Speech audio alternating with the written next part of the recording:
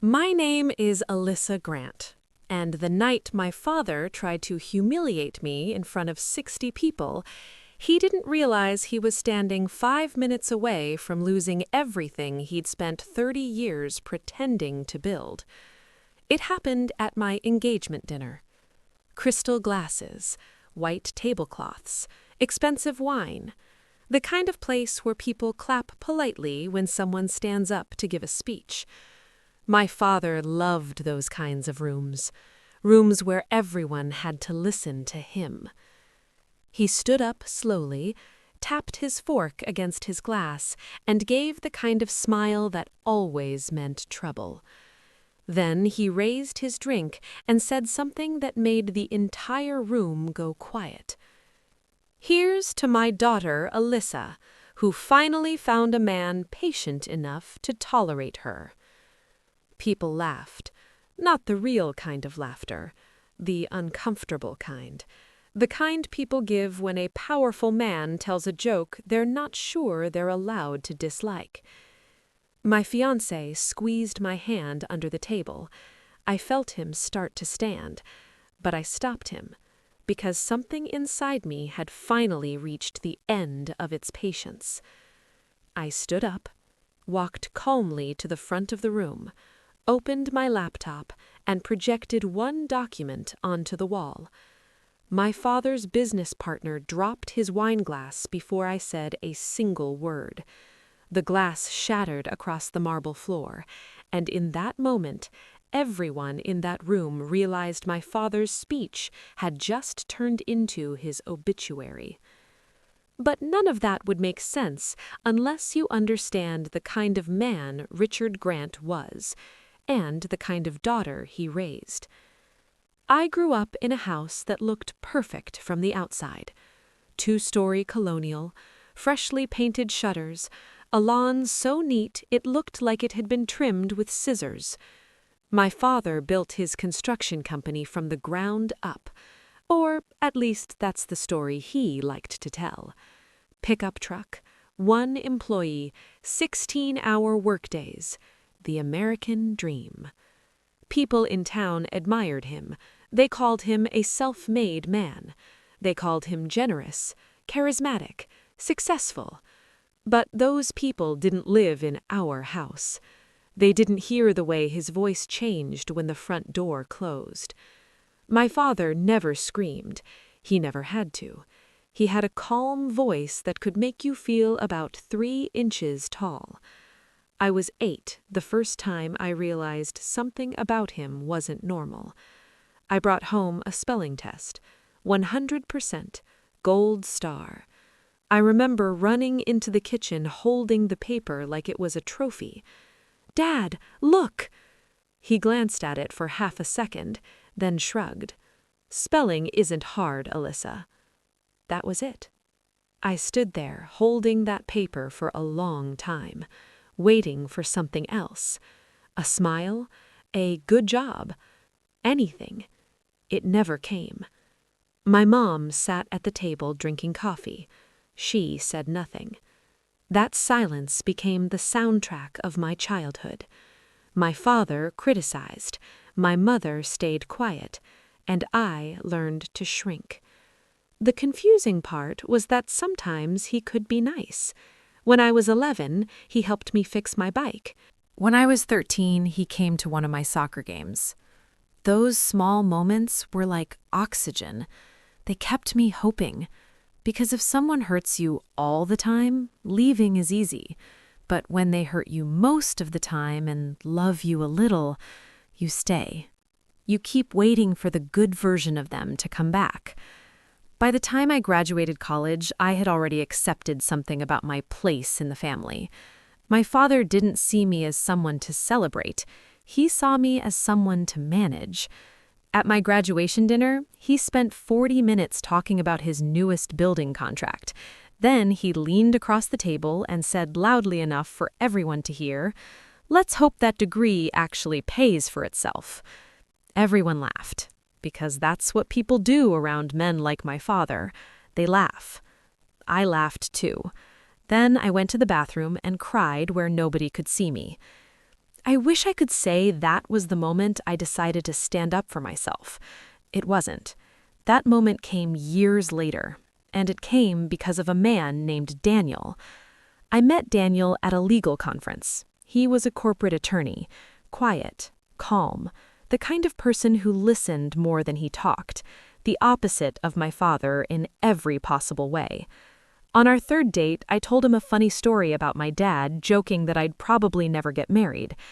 Daniel didn't laugh. He set down his glass and said gently, "That's not funny, Alyssa. Your dad sounds cruel." No one had ever said that out loud before. Cruel. Not strict, not old-fashioned. Cruel. Something shifted inside me that night, like someone had opened a window in a room I didn't know was suffocating me. We dated for a year, and eventually it was time for him to meet my parents. I already knew how that evening would go. My father treated dinner like a job interview. Where did Daniel study? How much did he earn? What were his long-term financial goals? Daniel answered every question calmly. Then my father leaned back in his chair and said something that made my stomach tighten. "Well, son, if you marry Alyssa, you'll need patience." Daniel didn't laugh. He just said quietly, "Sir, Alyssa is the strongest person I know." My father didn't respond, but I saw the flash in his eyes. My father could tolerate many things, but he could not tolerate someone who wasn't afraid of him. 6 months later, Daniel proposed. We wanted something simple, a small engagement party with friends, nothing extravagant. My father had different ideas. 2 days after the proposal, he called me. "I'm hosting the party," he said. "I already booked the Grand Terrace." That was the kind of place companies used for corporate galas, crystal chandeliers, stage lighting, projection screens. "Dad, we don't need all that," I told him. He laughed. "My daughter is getting engaged. I'm not letting it look cheap." I should have known then that the night wasn't about celebrating me. It was about giving my father another stage. The guest list grew from 15 people to 60. Most of them were his business contacts, golf partners, investors, friends. My friends were placed at the back tables.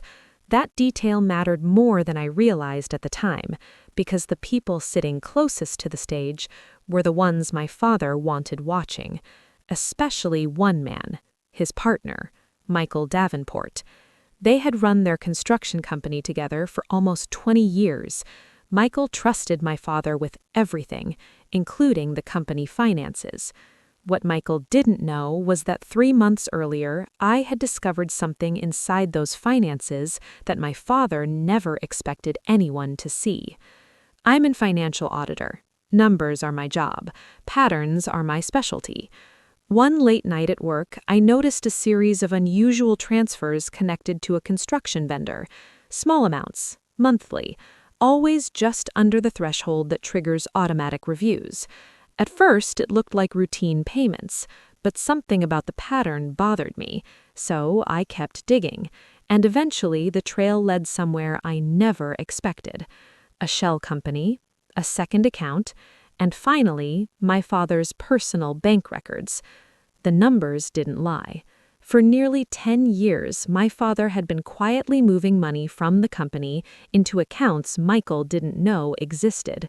Hundreds of thousands of dollars, maybe more. The day I realized the truth, I sat in my car for almost an hour, because the man stealing that money was the same man who used to check my homework at the kitchen table. I didn't tell anyone at first, not even Daniel. I just started documenting everything. Dates, transactions, accounts, evidence. Weeks passed. Then one night I showed Daniel the files. He read them slowly, then looked at me and said something that changed everything. "Your father didn't just betray you, he betrayed someone who trusts him." And he was right. Michael Davenport had treated my father like family for 2 decades. He deserved to know the truth. My plan was simple. Finish compiling the evidence, meet Michael privately, tell him everything. No drama, no public humiliation, just the truth. But my father changed that plan the moment he picked up that champagne glass and started his speech. Back at the engagement party, the room was silent after his joke, everyone waiting to see what I would do. I walked to the projector, opened the file, and said calmly, "My father likes telling stories about me, so tonight I'd like to tell one about him." The first page of the audit appeared on the screen. Rows of transactions, dates, amounts, account numbers. Michael stood up slowly. "What is this?" he asked. My father's voice exploded behind me. "This is nonsense." But his voice was shaking because he recognized the numbers immediately. I looked at him. "Dad," I said quietly, "I'm an auditor. I check numbers for a living." The room felt like it stopped breathing. Michael stepped closer to the screen. His face drained of color as he read the total. Then he turned to my father. "You stole from me." My father started talking fast, trying to explain, trying to spin, but nobody in that room was listening anymore, because the evidence was glowing 12 feet tall on the wall behind him, and numbers don't care about excuses. Within minutes, guests were leaving, chairs scraping, coats being collected. My father stood in the middle of the room looking smaller than I had ever seen him. By the end of the night, the ballroom was almost empty. He looked at me and said something I'll never forget. "You destroyed your own father." I shook my head. "No, you destroyed yourself." That was the last conversation we ever had. The investigation started 2 weeks later. The final audit confirmed everything. Over $800,000 stolen. Civil lawsuits followed. Business contracts vanished. Friends disappeared. The man who once filled every room suddenly found himself standing alone. As for me, Daniel and I got married 6 months later in his parents' backyard. 20 people, string lights, homemade food, no stage, no speeches, just the people who actually loved us. Sometimes people ask if I regret exposing my father. The answer is complicated. I don't regret the truth, but I do regret that the truth had to come from me, because no daughter should ever have to choose between protecting her father and protecting someone he betrayed. But here's what I've learned. Silence doesn't protect families. It protects secrets, and secrets grow heavier every year you carry them. The night my father tried to embarrass me in front of 60 people, he thought he was telling a joke. What he didn't realize was that it was the last performance of his life. And the moment he finished speaking, the truth finally got its turn.